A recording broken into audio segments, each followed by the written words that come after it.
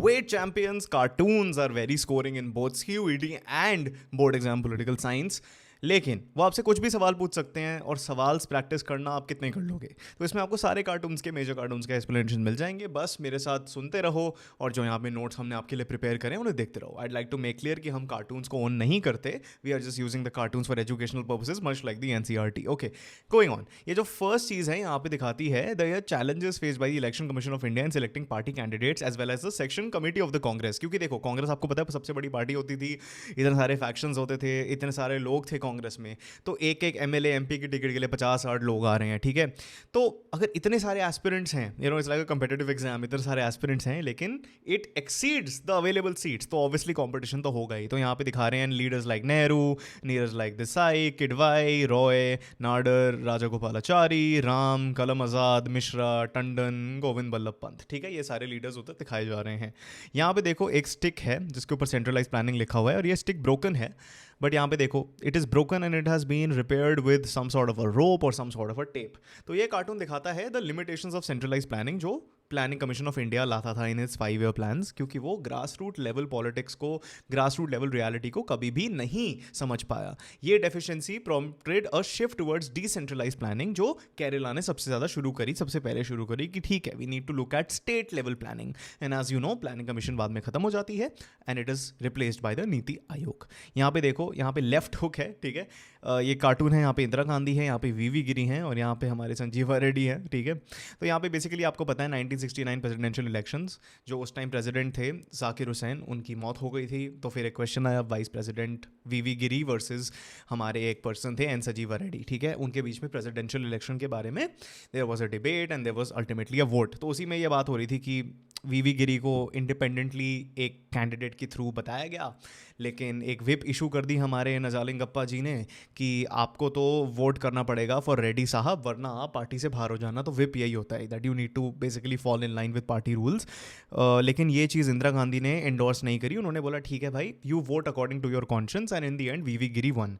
इसका बैकग्राउंड आपको पता है, कांग्रेस स्प्लिट होने वाली थी, तो obviously Indira Gandhi versus non Indira Gandhi people में एक वैसे ही थोड़ा भेदभाव पैदा हो गया था। So this basically accelerated the split of the Congress. ठीक है, अब यहाँ पे देख लो ये वाली चीज़ है, ये कार्टून दिखाता है एक पपेट गवर्नमेंट सिनेरियो, क्योंकि उस टाइम देखो कोalition गवर्नमेंट्स पैदा हो रही थी।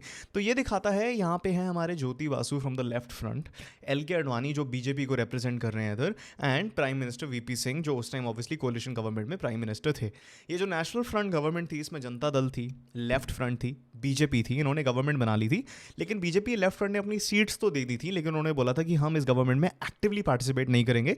इसका मतलब है हम कोई मिनिस्ट्री नहीं लेंगे, हम डिबेट्स में ज़्यादा ध्यान नहीं देंगे, choosing instead to support from outside की सीट्स ले लो लेकिन हमारी एक्टिविटी नहीं ले सकते, हमारे मिनिस्टर्स नहीं ले सकते।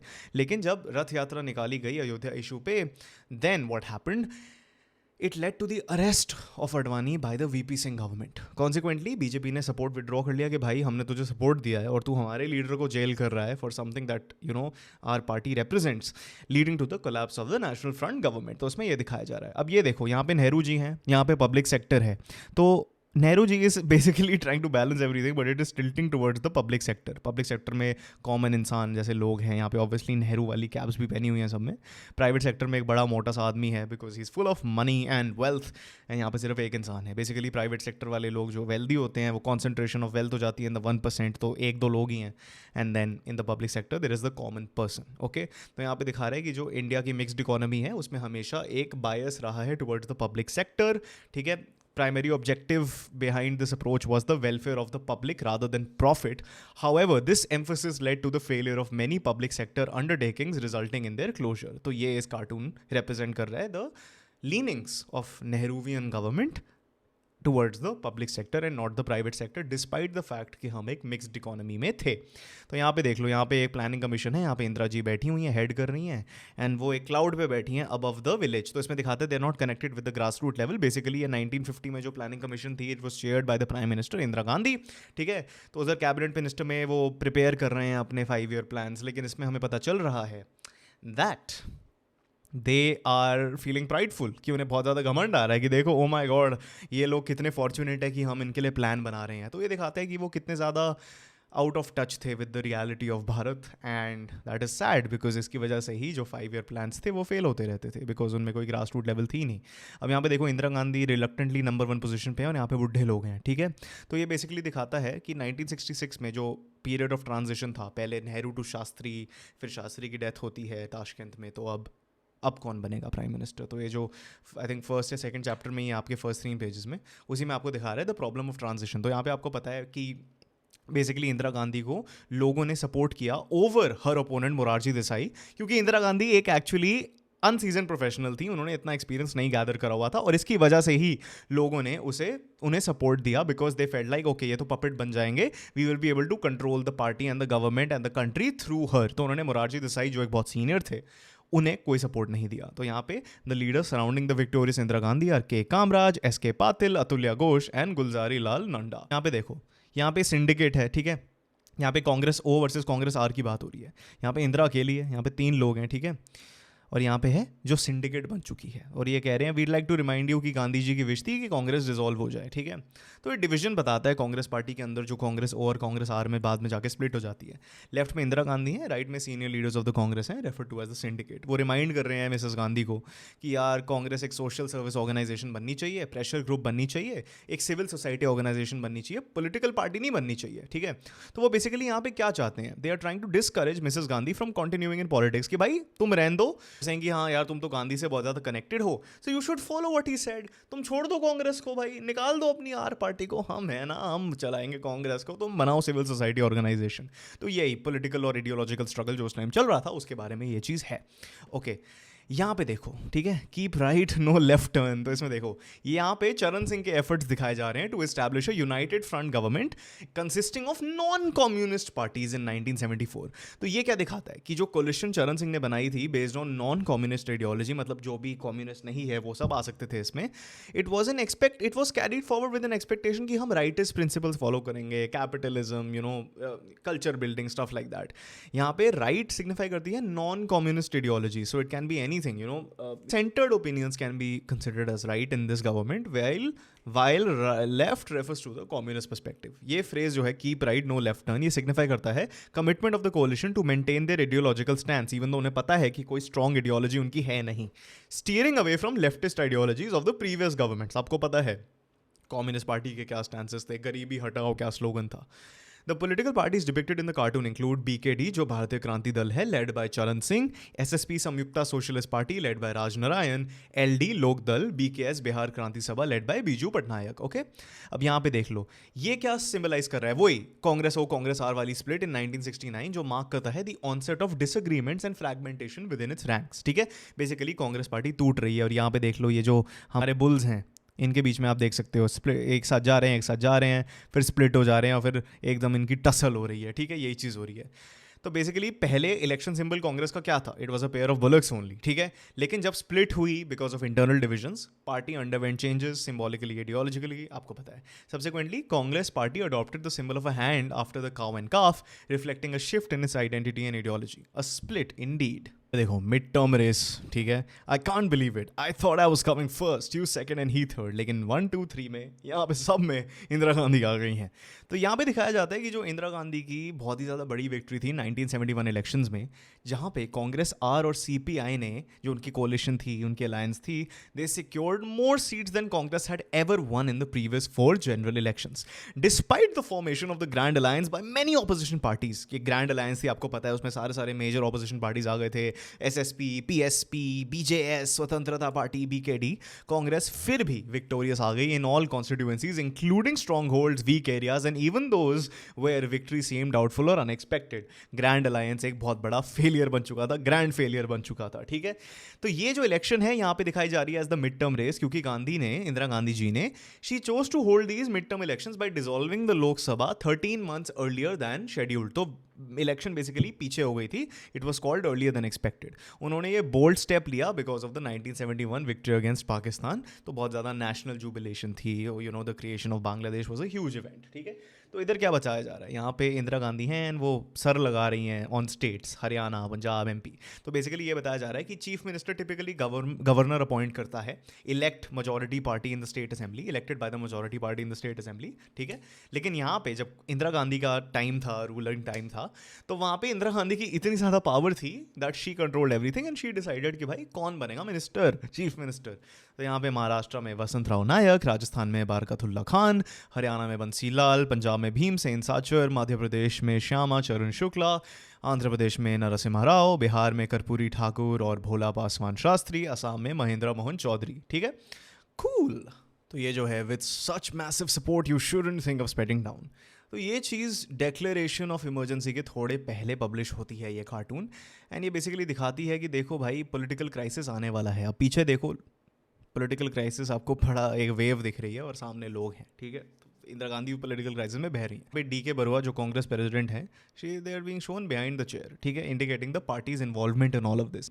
तो यहाँ पे क्या दिखाया जा रहा है, इमरजेंसी आने वाली है, Indira Gandhi has a lot of supporters, लेकिन यहाँ पे हमारे कांग्रेस प्रेसिडेंट बैठे हुए हैं डी के बरुआ, ठीक है, और यहाँ पे वो कह रहे हैं with such massive support you shouldn't even think of stepping down. और यहाँ पे एक पॉलिटिकल क्राइसिस की बाढ़ आ रही है which is going to take all of them away. इतना सपोर्ट आ रहा था, लेकिन ऑब्वियसली अब क्या क्या होने वाला था, ठीक है। इलाहाबाद हाई कोर्ट की जजमेंट आने वाली थी, फिर इमरजेंसी लगने वाली थी, फिर आपको पता है क्या क्या होता है। ये वाले कार्टून्स, ये जो 3 कार्टून्स हैं, जनता पार्टी की fight which inspired many cartoons eight the time, ठीक है।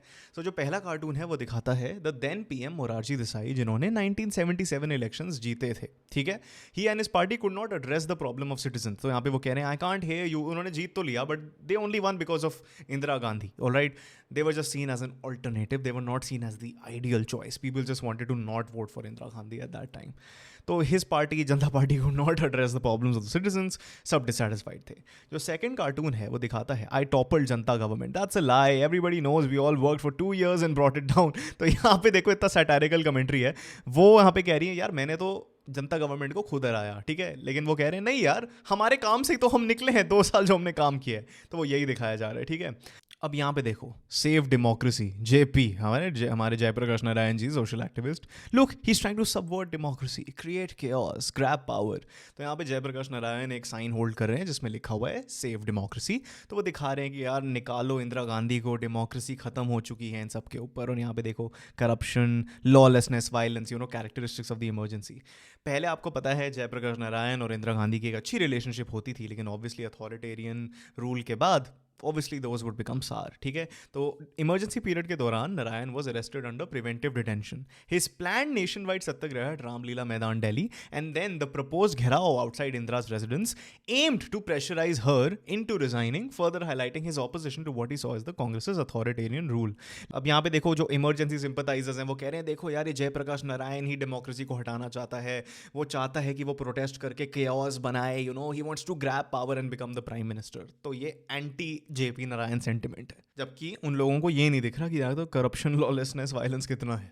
तो ये जो कार्टून है स्वीपिंग द पोल्स बेसिकली दिखाता है कि 1980 इलेक्शंस ने दिखा दिया था कि इंदिरा गांधी कितनी बड़ी पॉलिटिकल फोर्स है। She emerged victorious and she swept the polls, क्योंकि उस टाइम देखो जनता पार्टी कोलैप्स कर गई थी and people chose Indira. Slogan था इंदिरा बुलाओ देश बचाओ, and it underscored the desperation of the populace, क्योंकि वो कह रहे थे कि भाई इंदिरा गांधी के अलावा there is no person that can actually govern the country, ठीक है। इंदिरा बुलाओ देश बचाओ, नॉट इंदिरा हटाओ देश बचाओ। Several factors in contributed to the Congress party's victory. आपको पता है जनता पार्टी का फॉल आउट और उसकी inability to govern, leadership crisis between Janata Party leaders and obviously rising popularity of Indira Gandhi, ठीक है, एंड फॉल ऑफ द चरण सिंह गवर्नमेंट। यहाँ पे आप देख रहे हो, यहाँ पे देखो एक सिख पर्सन है, risky, difficulty, yes, but once we reach there all our worries will be over, think of that. यहाँ पे प्रोस्पेरिटी है और यहाँ पे न्यू इकोनॉमिक ऑर्डर लिखा हुआ है, यहाँ पे लिखा हुआ है सारे लोन्स, हमारे जो इकोनॉमिक डेट्स हैं, इकोनॉमिक प्रॉब्लम्स हैं। तो यहाँ पे डॉक्टर मनमोहन सिंह को डिपिक्ट किया जा रहा है जो उस टाइम हमारे फाइनेंस मिनिस्टर थे 1991 में। तो उन्होंने आपको पता है न्यू इकोनॉमिक पॉलिसी को इन्वेंट किया, प्रपोज किया, which encompassed liberalisation, privatisation and globalisation measures, की इकोनॉमी को खोल दिया जाए, ये मिक्स्ड इकोनॉमी को थोड़ा और टिल्ट किया जाए टुवर्ड्स द ऑपोजिट डायरेक्शन, और हम अपने आप को as a country open up करें to investment, to trade, to commerce, ठीक है। आपको पता है भारत पे बहुत बड़ा डेट बर्डन था, यहाँ पे देखो लोन लोन लोन कैपिटल लिखा हुआ है, ऐसे हमें पता चलता है। तो इसकी वजह से मनमोहन सिंह जी ने कहा कि यार ये रिफॉर्म्स नेसेसरी हैं कि इंडिया डेवलप करे और सर्वाइव करे। At that time PV Narasimha Rao was serving as the Prime Minister, providing support for these transformative economic policies, which, if I may say, have been a great success. देख रहे हो emergency में एक इंसान बैठा हुआ है 1976, a happy new year, no not yet, it's still risky for you to be on your own. तो यहाँ पे 1976 के दौरान की एक कार्टून है, it's set in 1976 and indicate करता है कि जो इमरजेंसी 1975 में डिक्लेयर हुई थी वो स्टिल अभी तक बहुत ज़्यादा इफेक्ट में है। तो यहाँ पे जो DK बरुआ हैं, जो उस टाइम कांग्रेस के प्रेसिडेंट थे, वो अटेम्प्ट कर रहे हैं, RK लक्ष्मण जो कार्टूनिस्ट हैं इसके, ठीक है, यहाँ पे क्रेडिट भी दिया हुआ है to RK Laxman in the Times of India. जो बरुआ जी हैं वो हमारे लक्ष्मण जी को कह रहे हैं यार देखो हैप्पी न्यू ईयर, नहीं अभी न्यू ईयर अच्छा नहीं है, it's still risky for you to be out on your own. तो बेसिकली वो कन्विंस करें कि भाई देश की हालत बहुत बकवास हैं, अकेले मत घूमो तुम प्लीज़, एकदम don't be happy, don't be the typical cartoonist जो हमें क्रिटिक करे, डोंट डू दैट, तुम अभी भी रहो डर के। क्योंकि ऑब्वियसली कार्टूनिस्ट तो डिसेंट, क्रिटिसिज्म, इन चीज़ों के लिए जाना जाता है, तो कोई हैप्पी न्यू ईयर नहीं कर सकते उसका। तो बरुआ जी कह रहे हैं नहीं भाई रुक जा, मत कर कुछ। यहाँ पे कांग्रेस आफ्टर इमरजेंसी है, यहाँ पे लिखा हुआ है must be careful with him, he won't stand any nonsense any more. तो यहाँ पे बेसिकली दिखा रहा है the defeat that Congress faced in the 1977 election, कि भाई तुम कितना भी कर लो, at the end of the day अगर तुमने डेमोक्रेसी के साथ खेल करी है, you will be answer to in the polls, कोई भी आपको वोट नहीं देगा। ठीक, look at this, we are ascending, soon we will be above hunger and want, meanwhile have a little snack. तो यहाँ पे दिखा रहा है the shortcomings of the third 5-year plan. यहाँ पे देखो स्टार्विंग बच्चे, स्टार्विंग फैमिली दिख रही है। थर्ड 5-year प्लान में क्या प्रॉब्लम्स थे, एक अर्बन बायस थी, ठीक है, it neglected the needs of the poor, again जो बायसेस आपको, फेलियर्स आपको प्लानिंग कमीशन के दिखे थे, ठीक है। Priority was given to industry not agriculture, और उसकी वजह से जो रूरल कम्युनिटीज़ थी, जो विलेजेस में रहती थी, जिनके एग्रीकल्चर बेस्ड प्रोफेशंस होते थे, वो सफ़र करते थे। तो यहाँ पे जवाहरलाल नेहरू बोल रहे हैं with a small bag symbolising the achievements of the third plan, यहाँ पे अचीवमेंट्स लिखा हुआ है, ठीक है। तो वो पुअर लोगों को कह रहे हैं कोई नहीं यार, हम जल्दी जल्दी असेंड कर जाएंगे, वर्ल्ड हंगर खत्म हो जाए, इंडिया का हंगर खत्म हो जाएगा, चलो स्नैक ले लो। बट स्नैक क्या है, but what is the snake? There is no snack. The snack is just the achievements का bag. Achievements कोई कैसे खा सकता है, और achievements कौन डिक्टेट कर रहा है? The principles of the rich, not the principles of the poor. अब यहाँ पे देख लो, massive support, ठीक है, यहाँ पे लोग हैं और यहाँ पे इंदिरा गांधी जी हैं। यहाँ पे दिखा रहे हैं कि भाई इंदिरा गांधी तुम जीत तो गई हो इलेक्शन, लेकिन रिमेंबर तुम्हारा जो स्लोगन है गरीबी हटाओ, वो तुम्हें अभी भी फुलफिल करना है, और तुमने वो अभी तक फुलफिल करा नहीं है। तो यही दिखाता है कि यार भारत में कितनी पॉवर्टी थी, और उसको पोलिटिसाइज करने के एक दूसरी एंड भी थी। एक तो एंड था कि आपको वोट्स मिल जाएंगे, ठीक है, लेकिन एवरीथिंग सच एज जो सेटबैक्स फेस करे इंदिरा गांधी की गवर्नमेंट ने in the land reforms initiative because of judicial interventions, और जो बहुत ज़्यादा सिग्निफिकेंट फाइनेंशियल एक्सपेंडिचर था during the 1971 Bangladesh war, obviously उसमें पैसे तो लगे होंगे। It added to the complexities of uh poverty eradication efforts, कि भाई गरीबी हटाना तो चाहते हैं, but at the end of the day इतना सारा अगर नेशनल लेवल पे कुछ हो रहा है तो इतने सारे रिसोर्सेज हम लगा ही नहीं पाएंगे। तो इसमें यही हो रहा है कि एक पुअर इंडिविजुअल डिपिक्ट कर रहा है, ट्रॉफी में से एक पुअर इंसान जो स्टार्व कर रहा है वो निकलते हुए आ रहा है कि भाई मेरी गरीबी तो हटा दे, सपोर्ट तो मैं दे ही रहा हूँ। पे देख रहे हो जस्टिस, और यहाँ साइड में इंदिरा गांधी। तो यहाँ पे यही है कि वो शाह कमीशन के बिफोर अपीयर हो रही थी। आपको पता है शाह कमीशन किस चीज़ की, पता है शाह कमीशन के बारे में, you've read the chapter, it was established under the Janata Party government, कि वो इमरजेंसी के पीरियड को इन्वेस्टिगेट करेगी उसमें क्या क्या हुआ है। तो यहाँ पे दिख रहा है कि जस्टिस JC शाह उसे एकदम क्वेश्चन कर रहे हैं, ठीक है, about what Indira Gandhi's government did during the emergency period. लेकिन Indira Gandhi liking the video so far, don't forget to like and subscribe. But I just want to tell you कि अगर आप सच में एक सीरियस स्टूडेंट हो, आप अच्छे मार्क्स लाना चाहते हो and you're tired of very bad resources for political science, हमारे पास एक CUET plus 12th crash course है पॉलिटिकल साइंस का। इसमें PYQs, mock test, answer writing guidance, exclusive PDFs, aesthetic notes, सब कुछ अवेलेबल है। Everything you need to become a topper and get to your dream university. Check the pin comment right now. लेकिन Indira Gandhi justice को ऐसे देख रही हैं with a sword, threatening justice, threatening actual democratic inquiry. ये देखो, एक है इंदिरा गांधी का 1971 वाला कार्टून और एक है 1999 वाला cartoon. 1999, yearning for past glory. There was a time not all long ago when political life began with the Congress and ended with the Congress. तो उस टाइम आपको पता है कांग्रेस डोमिनेंस थी, and no matter how hard people tried, वो कांग्रेस को नहीं हटा पाते थे। लेकिन it depicts the change from one party dominance to a multi party alliance system. On the left is Mrs Indira Gandhi and the man trying to topple Atal Bihari Vajpayee, ठीक है, वहाँ पे आपको दिख रहा है यहाँ पे, all right, but is not successful in doing doing that. But now in 1999 the scenario has changed. अब in 1971 opposition is trying to topple Indira Gandhi, वो बहुत बड़े हैं, लेकिन 1999 में is Sonia Gandhi trying to take over Atal Bihari Vajpayee, but that is not happening. But it's not just Atal Bihari Vajpayee. देखो उस time तो dominance थी एक इंसान की, एक पार्टी की, लेकिन अब dominance नहीं, but I would say strength is of multiple people, multiple parties. So ये shift दिखा रहा है कि many parties have come together to form coalitions, and even small state regional parties are forming governments, which Sonia Gandhi, जो daughter-in-law है Indira Gandhi की, and the mother of Rahul Gandhi, they're trying to topple them in the second cartoon. तो ये NDA government को symbolize कर रहा है, and some of the leaders shown in the cartoon on the right are Atal Bihari Vajpayee, Rajnath Singh, Karunanidhi, Mamata Banerjee, Prakash Singh Badal, Biju Patnaik. अब यहाँ देख लो, tug of war resumed.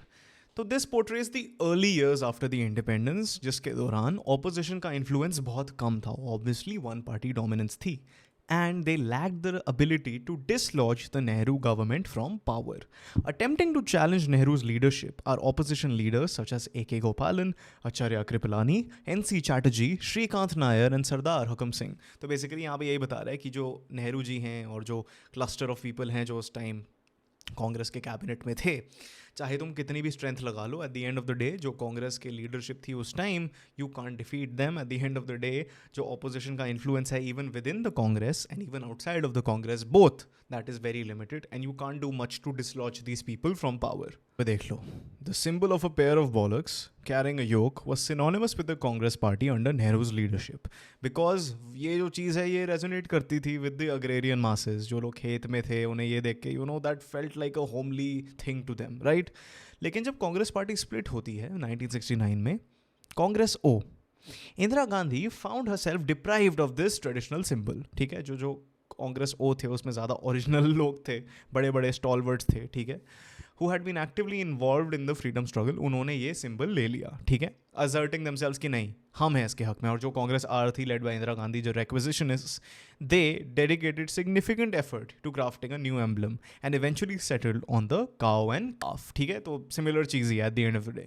ये symbol M करता था to evoke a connection with rural India while also symbolizing nurturing and protection. कि आपको पता है cow and calf, उनकी relationship एक obviously mother son mother daughter वाली होती है. It's of nurturing, protection, providing stuff like that, जो रेजोनेट करता था इंदिरा गांधी के लेफ्ट ओरिएंटेड मैसेज के साथ कि हम आपके लिए प्रोवाइड करेंगे, हम आपको नर्चर करेंगे.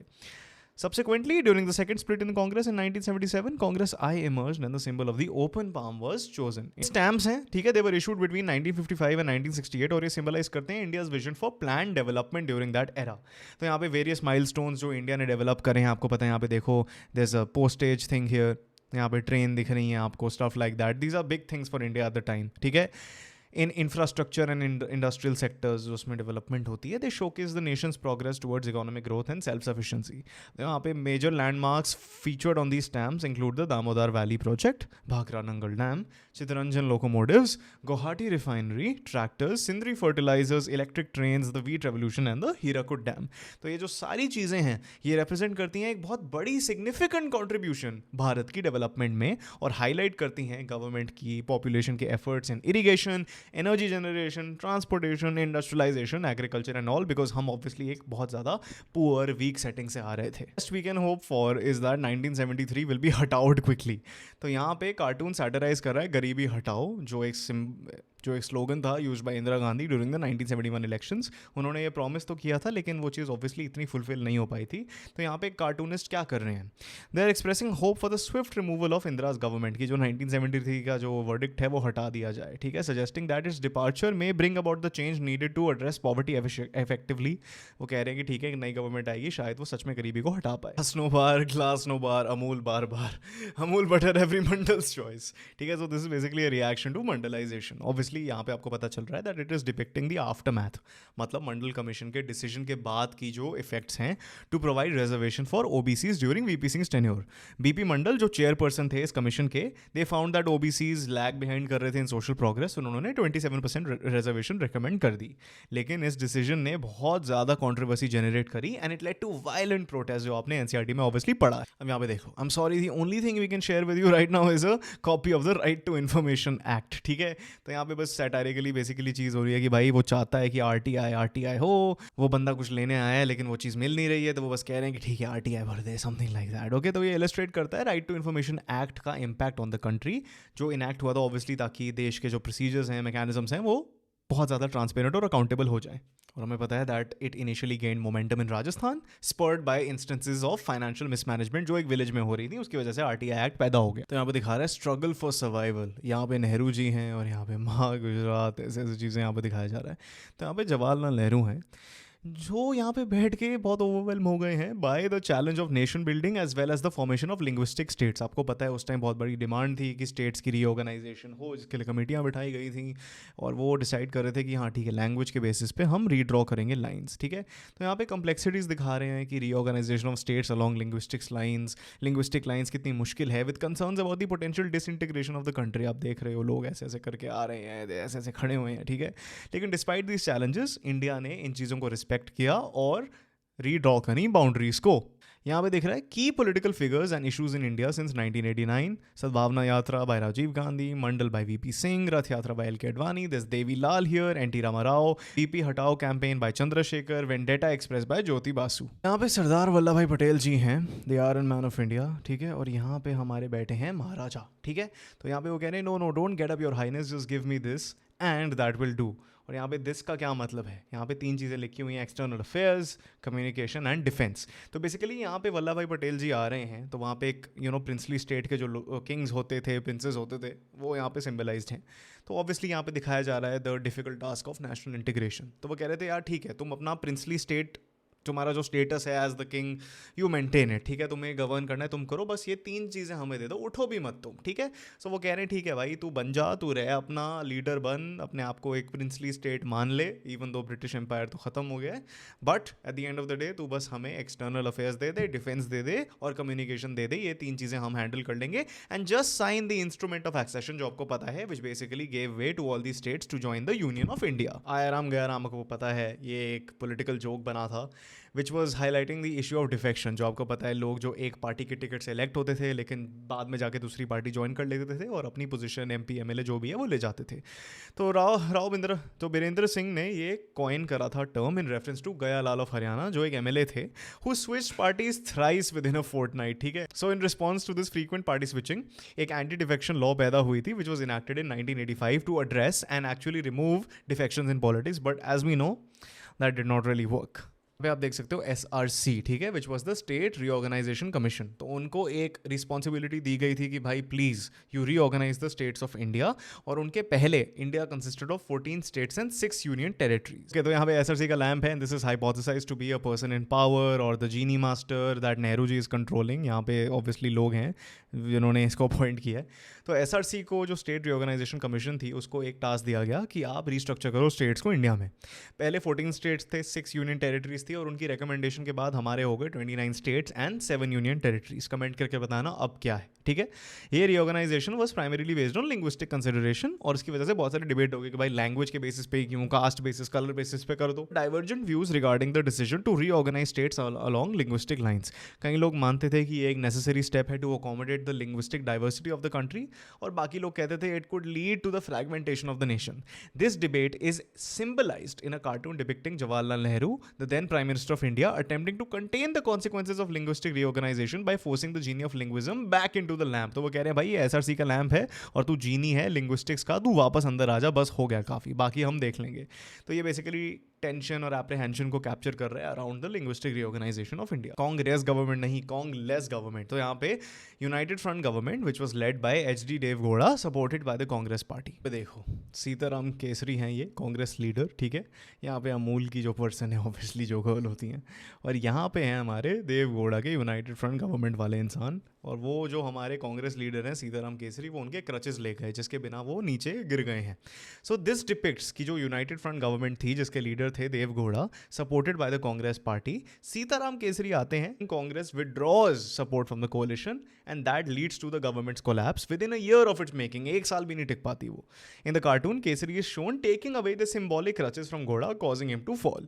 This imagery illustrates the vulnerability of coalition governments in India, where the withdrawal of support from a key ally can lead to political instability and the downfall of the ruling coalitions. का मतलब यही है कि collision era में अगर एक party भी निकल जाए तो हमारी गवर्नमेंट टॉपल हो सकती है. यहाँ पे देख सकते हो 1990 will VP Singh survive, Vajpayee survive, Gujral survive, 2000 will India survive. तो ये कार्टून डिपिक्ट करता है पॉलिटिकल एरास पोस्ट 1989 और ये हाईलाइट करता है कि भाई देखो कोलिशन एरा में गवर्नमेंट्स इतनी अनस्टेबल हैं, इतने सारी पार्टीज आती हैं, ज्वाइन करती हैं, कोई टिक नहीं पाता. और अगर यही चलता रहा तो क्या इंडिया सर्वाइव कर पाएगी एज ए डेमोक्रेसी. यहाँ पे आप देख सकते हो the historical context of the India China relationship 1962, notably during the period of conflict between the two countries. ठीक है, तो जो स्लोगन था हिंदी चीनी बाय बाय, ठीक है, that was a sarcastic twist on the earlier slogan जो पहले इंडिया चाइना रिलेशनशिप को रिप्रेजेंट करता था, हिंदी चीनी भाई भाई, symbolising the sharing of relations between India China. ठीक है, तो जो आर के लक्ष्मण का कार्टून है ये इलस्ट्रेट करता है कि चाइना ने एक स्ट्रेटेजिक रोड बना दी थी इन द डिस्प्यूटेड अक्साई चीन रीजन. आपको पता है about this, it's a very very prominent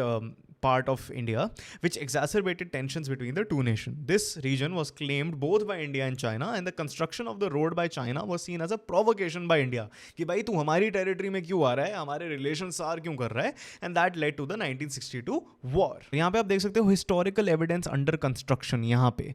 तो that basically suggests कि चाइना का एक attempt था कि वो assert करें अपनी claim over the Aksai Chin region by leaving a permanent mark, thereby challenging India's territorial integrity. तो वो बेसिकली क्या कह रहे हैं कि एविडेंस अगर हिस्टोरिकल है तो वो पहले से होती है ना, लगी होती, लेकिन वो कुछ क्रिएट करने की कोशिश कर रहे हैं जिससे उनके पास कोई लीवे मिल जाए, कोई बेसिस मिल जाएगी, वो ये रीजन को क्लेम कर पाए. ठीक है, देख सकते हो this is a very shocked reaction of the Indian team जो वहाँ पे है, shows the insensitivity of the Chinese people towards Indian affairs.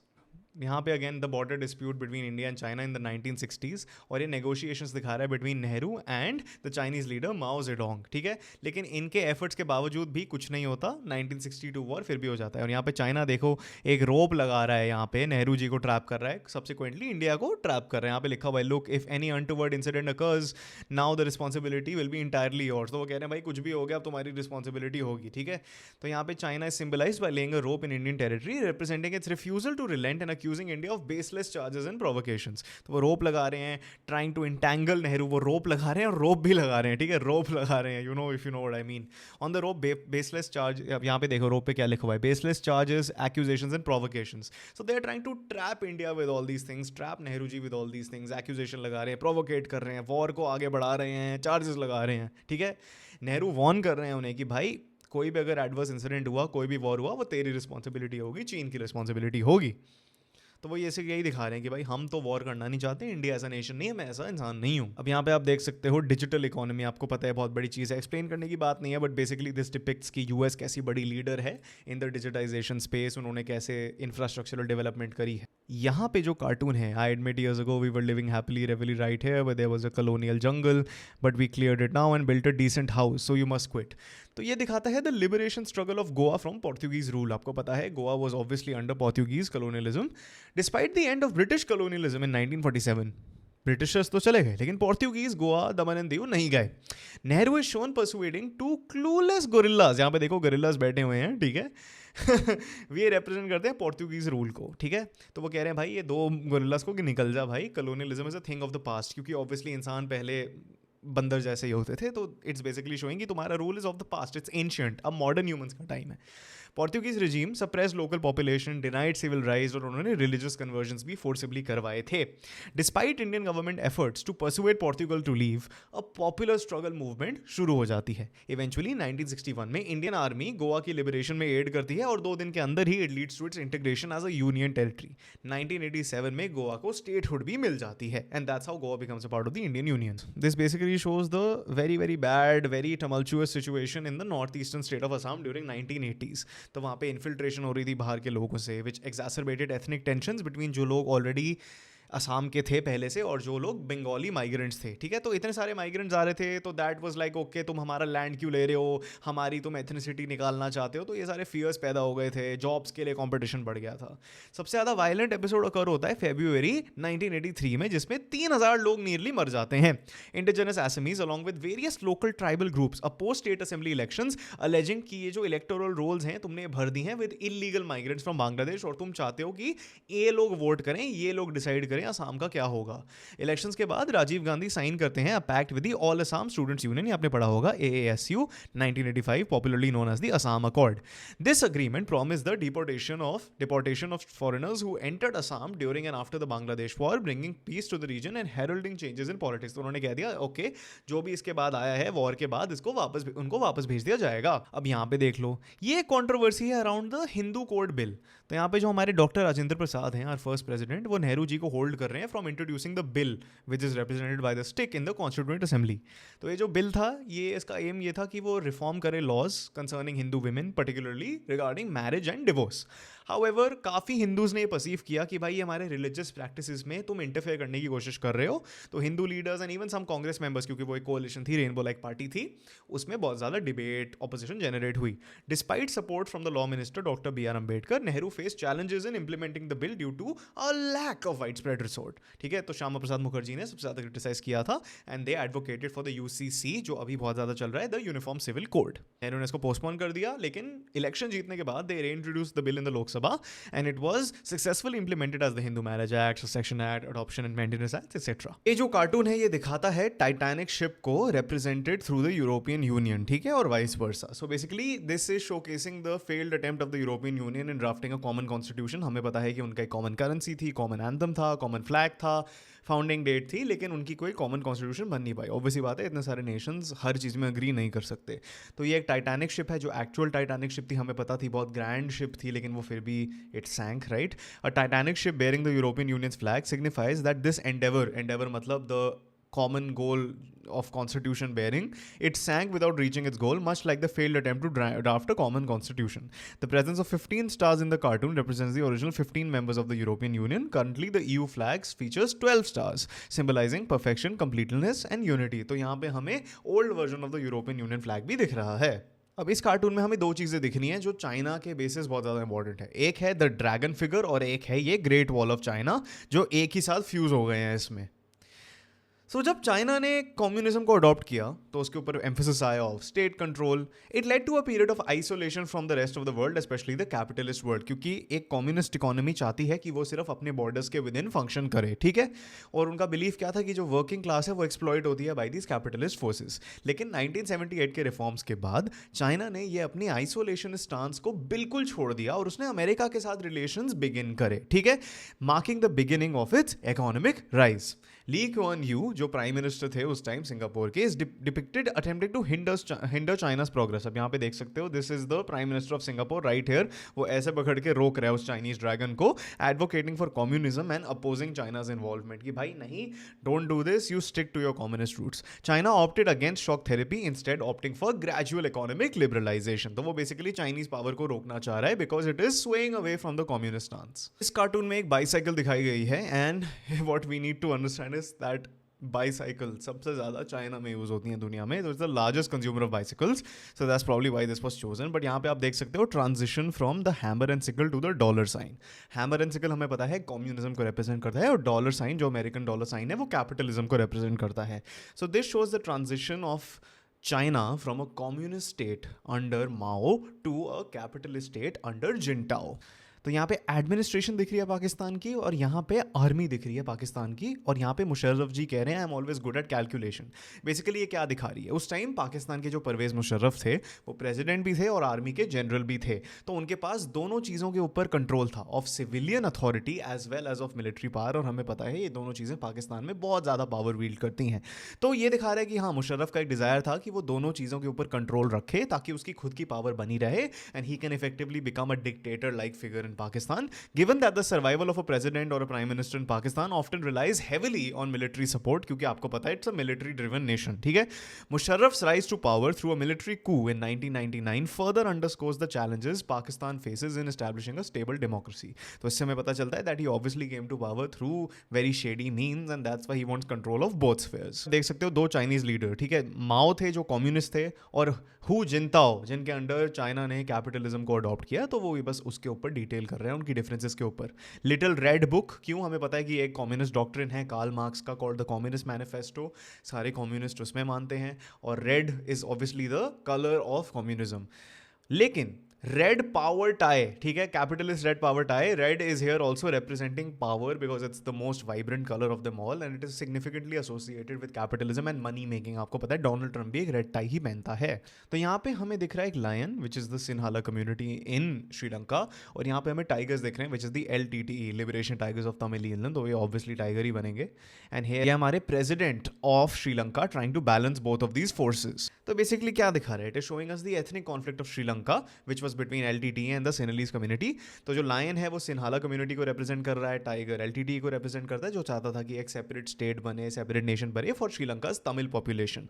तो यहाँ पे श्रीलंका की लीडरशिप को एक टास्क मिल रहा है कि वो बैलेंस करे which is shown by the stick और वो इतने हैवी एनिमल्स हैं वहाँ पे, तो he is trying to maintain this delicate balance. हमें दिख रहा है कि हमारे उस टाइम के prime minister doctor Manmohan Singh और उस टाइम के पाकिस्तान के general and president Pervez Musharraf एक मेज में ट्रैप्ड हैं.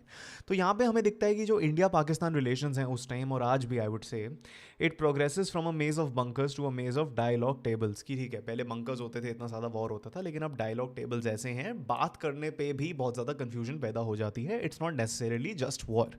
तो you know our relations with Pakistan resemble a puzzle क्योंकि there is no way out and there is no way in. तो आप you can get lost, you know, you'll be talking about trade and then suddenly terrorism की बात हो जाएगी. Topics under discussion could include Kashmir dispute, terrorism और water disputes, river bodies etc. ठीक है. And as you know, India और पाकिस्तान के बीच में कभी भी रिलेशनशिप सार हो जाता है, कभी भी वॉर ब्रेकआउट हो सकता है. हवाई ईस्ट एशियन नेशन कंपटीशन यहाँ पे बर्न कर रहा है एंड यहाँ पे बोल रहे हैं we'll have to get used to it and this is obviously our then finance minister doctor Manmohan Singh. ठीक है, तो उन्होंने उस टाइम क्या फॉरवर्ड किया था, तो उन्होंने बैक देन एक इनिशिएटिव पैदा किया था known as the look east policy which was part of his new economic policy जिसकी वजह से लिबरलाइजेशन ओपन हुई. ठीक है, लॉन्च इन 1992. इसका एम था कि वो ईस्ट एशियन कंट्रीज के साथ इंडिया के भारत के रिलेशनशिप को इंप्रूव करे. In a world marked by intense competition doctor Singh viewed initiating interactions with the global community as essential. कि भाई देखो कॉम्पिटिशन इतना है ऑन द ग्लोबल फ्रेम, हम एक नई इकोनॉमी खोल रहे हैं, we are opening ourselves up to the world, so we need to basically have interactions with the global community and specially of the nations of the east side of the world, ताकि हमारे से जो similarly placed Nations हैं उनके साथ हम अच्छी relationships बना पाएं, बिकॉज ऑब्वियसली इस दुनिया में ये जो यूरोपियन अमेरिकन पावर्स हैं वो हमारे ऊपर कंट्रोल जताती हैं. As a gesture to enhance ties, India invited all ASEAN countries as chief guests for is Republic Day in 28. तो यहाँ पे हम देख सकते हैं सार्क समिट है, आपको सार्क के बारे में तो पता होगा. यहाँ पे इंडिया और पाकिस्तान टेबल को लीड कर रहे हैं और यहाँ पे डिवीजन है और यहाँ पे ऑब्वियसली अलग अलग कंट्रीज हैं जो सार्क की पार्ट हैं. तो ये दिखाता है dispute between India and Pakistan. Obviously they are key players in South Asia जो कभी कोऑपरेट करने नहीं पाते for good enough reason. Notably they frequently abstain from attending SAARC summits, तो वो काफ़ी सार्क समिट्स में भाग लेते ही नहीं है, including one in 2016 following India surgical strike in Pakistan which saw several other countries also refraining from participation. तो उन्होंने कहा भाई तुम लड़ते रहो लेकिन हम इसे सपोर्ट नहीं करेंगे. While both ASEAN and SAARC were established to facilitate the resolution of serious disputes, कि भाई ASEAN और SAARC का मतलब ही क्या है कि हम एक साथ मिलजुल के रहें, ऐसे वॉर में ना रहें. ASEAN has seen greater success due to the members' ability to set aside personal issues and engage in regular collaboration. तो इसमें हमें लीडर्स दिखते हैं चाइना के हु जिनताओ, इंडिया के अटल बिहारी वाजपेयी एंड पाकिस्तान के परवेज मुशर्रफ. यहाँ पे आपको दिख रहे होंगे. जो पहला कार्टून है ये क्या डिपिक्ट कर रहा है, hey mister Hu, trade, commerce, economy, why don't you just stick to core issues with India, core. तो जो पहला कार्टून है वो दिखाता है कि परवेज मुशर्रफ कितने ज़्यादा फ्रस्ट्रेटेड हैं towards China for being very friendly with India at the time, which contrast to their historically strong relationship with Pakistan. तो उस टाइम इंडिया चाइना रिलेशंस काफ़ी ज़्यादा स्टेबल थे और परवेज मुशर्रफ अफेंड हो रहा था कि भाई तुम चाइना चाइना हो, तुम हमारे हिस्टोरिक एलाय हो, तुम भारत के साथ क्लोज क्यों हो रहे हो? 1971 इंडो पाक वॉर के दौरान चाइना और यूएस ने सपोर्ट किया था पाकिस्तान को, वो हेनरी किसिंगर वाली यूएस चाइना पाकिस्तान एक्सिस आपको पता होगा। लेकिन India and China had a conflict in 1962।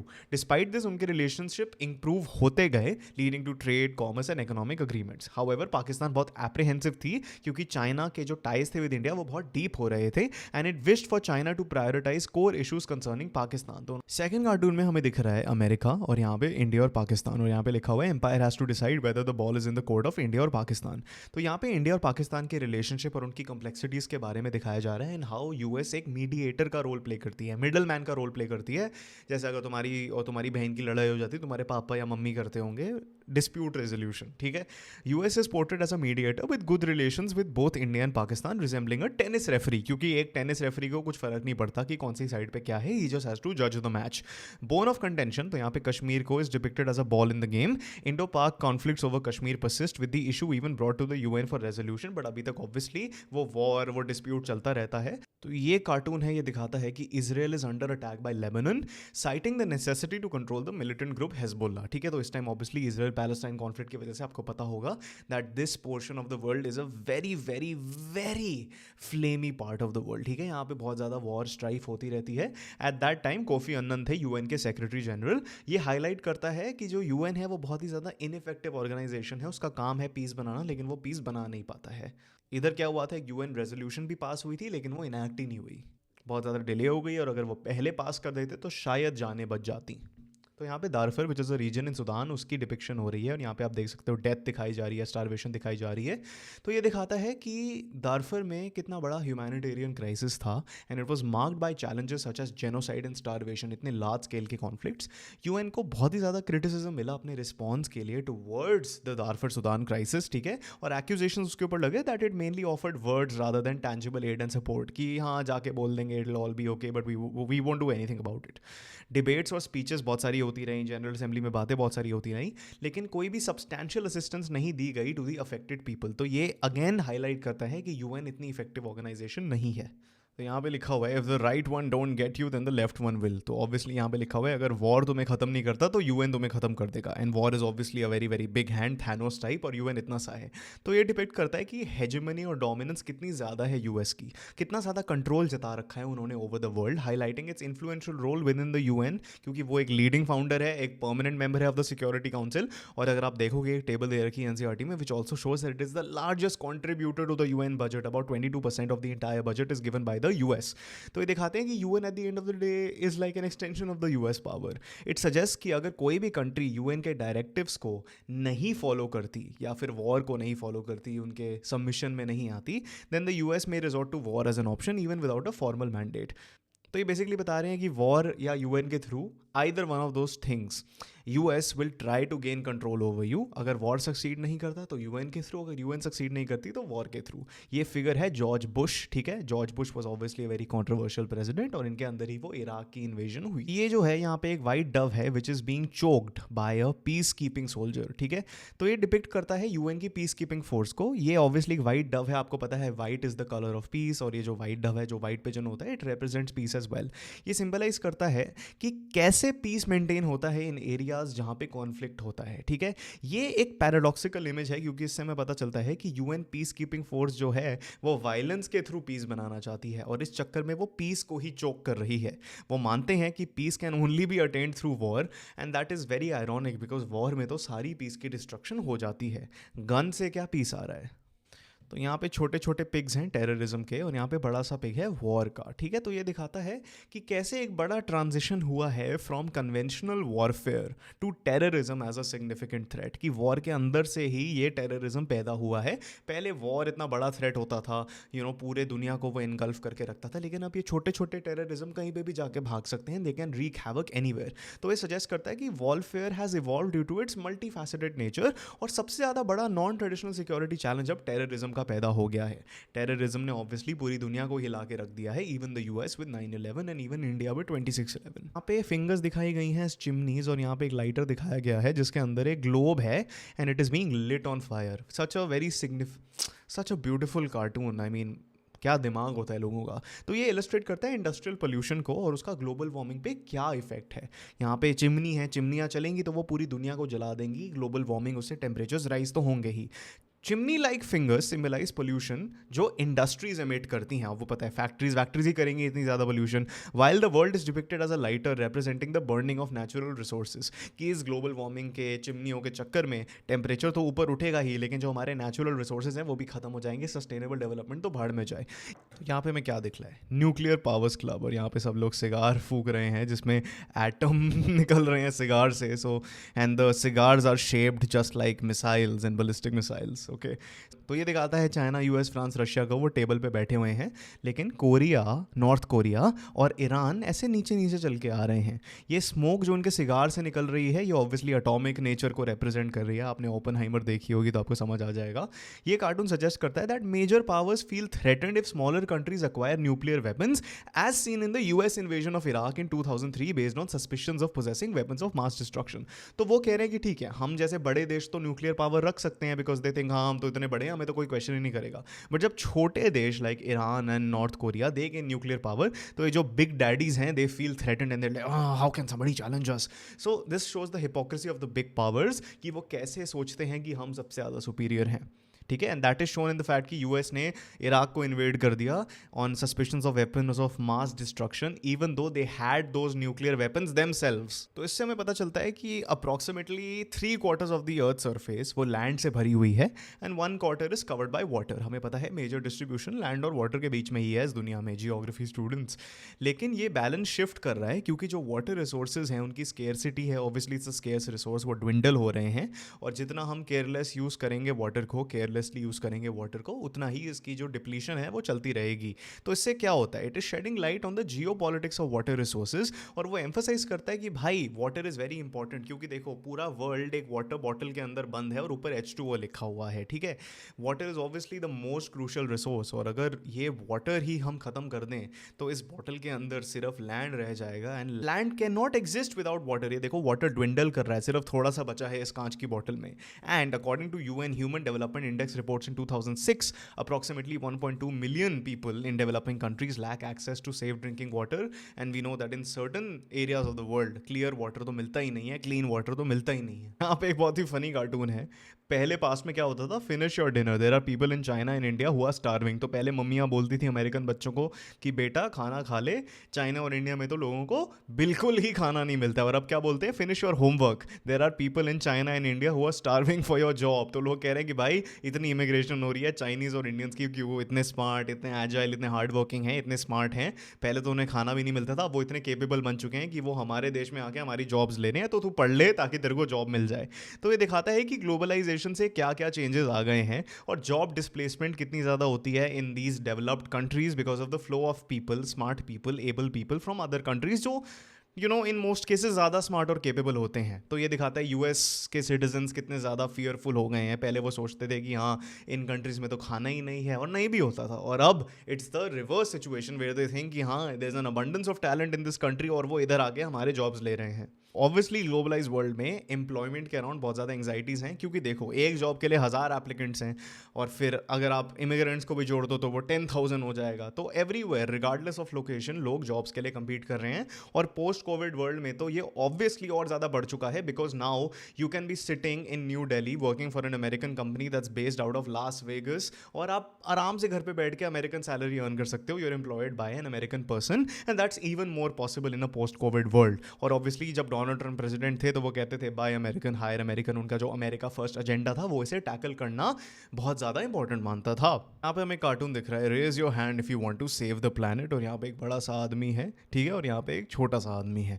तो ये रिप्रेजेंट करता है द कंट्रास्ट, मतलब जो डिफरेंसेस हैं between the countries in the global north and the global south regarding environmental issues. तो यहाँ पे जो बड़ा सा आदमी है वो अपनी फिंगर्स को क्रॉस कर रहा है, दैट्स द ग्लोबल नॉर्थ। तो they are raising their hands, लेकिन वो अपनी फिंगर्स क्रॉस कर रहे हैं, they are half hearted. Whereas जो ग्लोबल साउथ के छोटे वाला इंसान है वो कह रहा है ठीक है मैं फुली ऑनेस्टली अपना हाथ रेस कर रहा हूँ, ठीक है। सो जो मैन ऑन द लेफ्ट है वो एक डेवलपिंग कंट्री को रिप्रेजेंट कर रहा है, you can think something like India, and he appears very committed to saving the planet. लेकिन जो राइट वाला मैन है, कैपिटलिस्टिक क्रोनी डेवलप्ड नेशन से, वो कह रहा है ठीक है इनसिंसियर हूँ, मैं अपने फिंगर्स क्रॉस कर रहा हूँ, मैं हिपोक्रेट हूँ, मैं लोगों को दिखाऊंगा कि हाँ मैं देश को बचाना चाहता हूँ, लेकिन मैं बोलूँगा हाँ ये इक्वल रिस्पॉन्सिबिलिटी है, हम जितना करेंगे उतना तुम्हें भी करना चाहिए ग्लोबल साउथ वालों।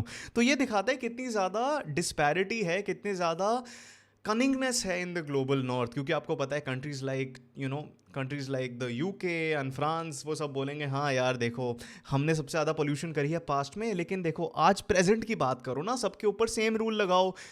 और आपको पता है कि डेवलपिंग कंट्रीज़ को ऑब्वियसली थोड़े अनहेल्दी मेजर्स लेने पड़ेंगे in terms of the environment ताकि वो डेवलप कर पाएँ।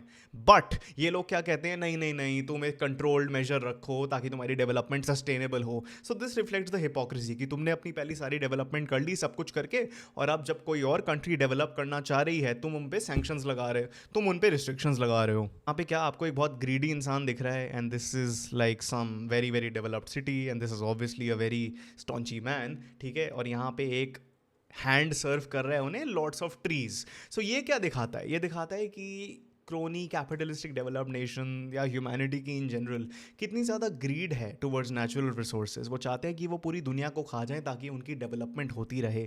हम कितने भी रिसोर्सेज को कंज्यूम कर लेंगे, after all the only thing we need is development in our nation. अगर हमारा देश आगे बढ़ रहा है तो हमें कुछ फ़र्क नहीं पड़ता कि हम क्या खा रहे हैं, even if it is the very thing जो हमें ज़िंदगी देती है, दैट इज़ नेचर। यहाँ पे हमें क्या दिख रहा है, एक ट्रैश बैग है, ठीक है, और यहाँ पे थोड़े रिसोर्सेज हैं, और यहाँ पे एक इंसान है जो निकाल रहा है चीज़ें। तो यहाँ पे ये जो इंसान है they represent third world countries जो अंडर डेवलप्ड या डेवलपिंग कंट्रीज हैं, वो ऐसे इम्पॉवरिश स्कैवेंजर्स हैं। लेकिन जो फर्स्ट वर्ल्ड कंट्रीज हैं वो यहाँ पे टेक्नोलॉजी और रिसोर्सेज को डंप करे जा रहे हैं। तो इससे हमें क्या पता चलता है कि developed nations are portrayed rummaging through trash bins to find something of value, but they are only left with leftovers. इसका मतलब है that developed nations have contributed to such large scales of development and such large scales of destruction कि आजकल के जो developing या under developed nations हैं, they only have the scraps to pick. वो अपने they have a lot of restrictions in inventing something new of their own because we know the global north and global south debate of global warming। उसकी वजह से आजकल के developing Nations पे भी बहुत ज़्यादा रिस्ट्रिक्शन है कि तुम ये मत करो तो एनवायरनमेंट का, कि तुमने अगर ये कर दिया तो एनवायरनमेंट का भला हो जाएगा, ये नहीं किया तो एनवायरनमेंट का घाटा हो जाएगा। यहाँ पे हमें दिख रहा है कि एक इंसान की आंखों में कुछ पोर हो रहा है वॉर एंड टेररिज्म के थ्रू। तो इससे हमें पता चलता है इस कार्टून से कि जो दुनिया है it has become blind to the multitude of threats facing humanity today, many of which are more perilous than the traditional notions of war and terrorism. तो इससे हमें पता चलता है कि वॉर एंड टेररिज्म के बियॉन्ड भी there are a truckload of issues जो दुनिया अपने आप को ब्लाइंड करती रहती है towards them. For example poverty, global warming, something like food insecurity, right? While these remain significant concerns, they represent only a fraction of contemporary threats. Obviously, war and terrorism बहुत बड़ी problems हैं, लेकिन these only affect 5-6% of total issues. Other pressing issues हैं water scarcity, oil depletion, border disputes, regional tensions, pandemics, वो हमने Covid में देख लिया था. So they should also be treated with equal seriousness. ऐसा नहीं होना चाहिए कि हम सिर्फ war और terrorism को लेके blind कर दें अपने आप को towards the rest of the problems we face. No, the rest of the problems वो भी deserve करते हैं हमारी equal अटेंशन। यहाँ पे हमें दिख रहा है नेचुरल डिजास्टर और यहाँ पे हमें दिख रहा है टेररिज्म। तो इसमें क्या है, एक इंसान है जो एक टाइट रोप पे चल रहा है which is symbolising the delicate balance between addressing terrorism and natural disasters. तो वो कह रहे हैं कि देखो ये दोनों प्रेसिंग इश्यूज हैं दुनिया में, एक साइड पे टेररिज्म है, एक साइड पे नेचुरल डिजास्टर्स हैं, एंड ही इज अनसर्टन कि भाई कौन सा थ्रेट ज़्यादा प्रेसिंग है, क्योंकि वो दोनों को बैलेंस कर रहा है। देखो पीछे मुड़ के भी he is trying to evade the wrath that is described as natural disasters, ठीक है। सो इसमें हमें क्या पता चल रहा है कि अभी दुनिया is trying to evade and it's trying to deal with the consequences of natural disasters कि भाई इस रीजन में फ्लड आ गई, इस रीजन में सुनामी आ गई। It is also facing man-made disasters like terrorism। तो डिजास्टर दोनों साइड के हैं, नेचुरल भी हैं और मैन मेड भी हैं, और दोनों को सॉल्व करने के लिए एक बहुत ही ज़्यादा स्ट्रॉन्ग पार्टनरशिप चाहिए, बहुत ही ज़्यादा एक सिग्निफिकेंट एक्सपर्टीज चाहिए दोनों डोमेन्स में, ताकि ये दोनों चीज़ें एड्रेस हो पाएं विद सेटिस्फैक्शन।